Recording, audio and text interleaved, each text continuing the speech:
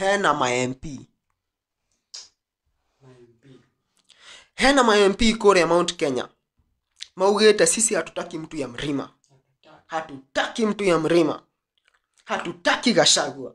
Na tumejitokeza na tumesema in case of anything, in case you want anything in the executive arm of the government, we will not go there through Gachagua. We will go there through Kindiki. 13 who were absent with apology. Na maugete take from now onwards, they will not take orders from Gachagua. We as elected leaders from this region and its diaspora, on our own behalf and that of our people, unanimously resolve that our link to the national government to be the Cabinet Secretary for Interior and National Administration, Professor Kindiki, whose responsibilities in the executive includes the coordination of national government functions across the country. This declaration is issued on the 12th of September 2024 by the following members. We are going to share this report with you, so you'll be able to see the members present. We have 35 members with us here.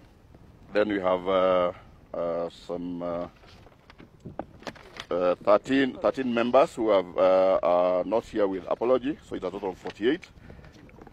But they are all in concurrence with what we have said. And since we are going to share this statement with you, you'll probably be able to look at it further. And with that, then a list ya MPs ashio. All of those MPs Nerama voted yes to the finance bill. Tuna Wachira Karani MP Laikipia. Tuna John Kagushia. Nejone moe John Kagushia. Ne MP wa Mukuru MP Nyeri Town, MP Teto, MP Senator Nyeri wa Home wa Matiga.